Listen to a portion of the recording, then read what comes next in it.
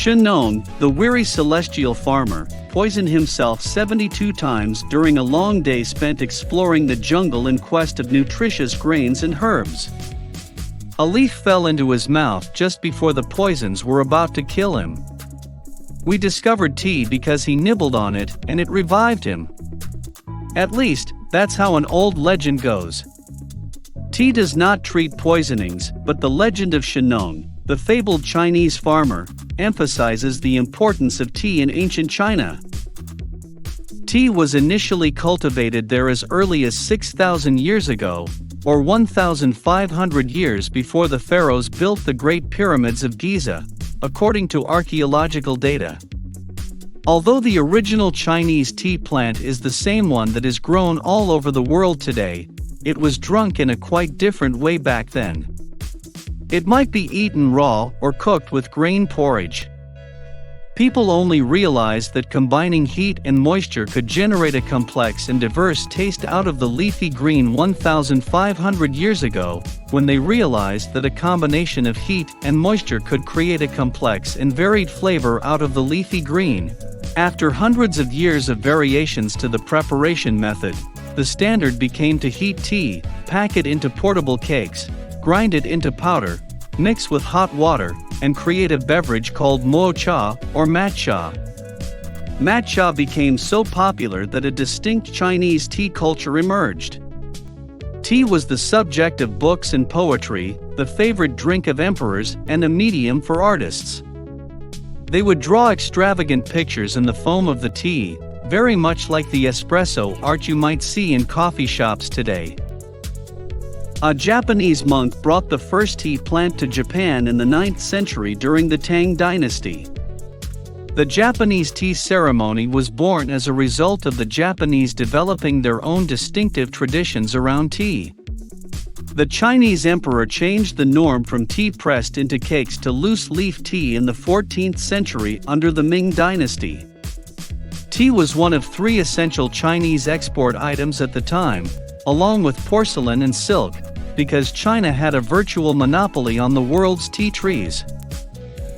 As tea consumption grew over the world, China gained a significant lot of power and economic clout.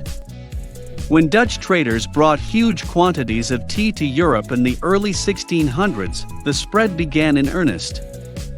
When Queen Catherine of Braganza, a Portuguese noblewoman, married King Charles II in 1661, she is credited with popularizing tea among the English aristocracy.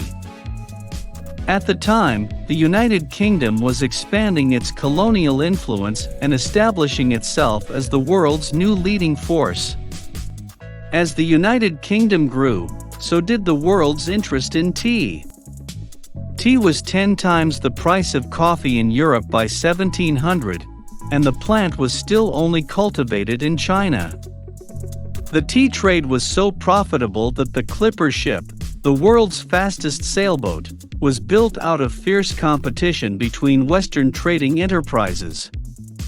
To maximize their profits, they were all racing to deliver their tea back to Europe first.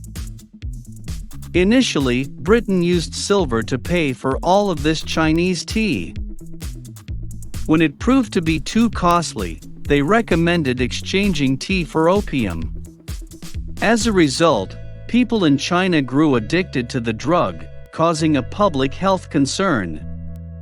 Then, in 1839, a Chinese official ordered his soldiers to burn large quantities of British opium shipments as a protest against Britain's influence in China. The First Opium War broke out between the two countries as a result of this crime. Fighting raged around the Chinese coast until 1842, when the defeated Qing dynasty surrendered Hong Kong to the British and resumed disadvantageous trade terms. For nearly a century, the war harmed China's international status. The British East India Company also desired to be able to grow their own tea in order to gain more control over the market. As a result, botanist Robert Fortune was hired to steal tea from China in a clandestine operation. He assumed a false identity and embarked on a risky trek through China's hilly tea areas, eventually smuggling tea trees and skilled tea workers into Darjeeling, India. From then, the plant expanded even more, assisting in the quick rise of tea as a common product. Tea is now the world's second most popular beverage, behind water, and there are almost as many methods to make it as there are nations on the planet. From sugary Turkish rice tea to salty Tibetan butter tea, there are almost as many ways to make it as there are cultures on the globe. Like, share and subscribe to our channel.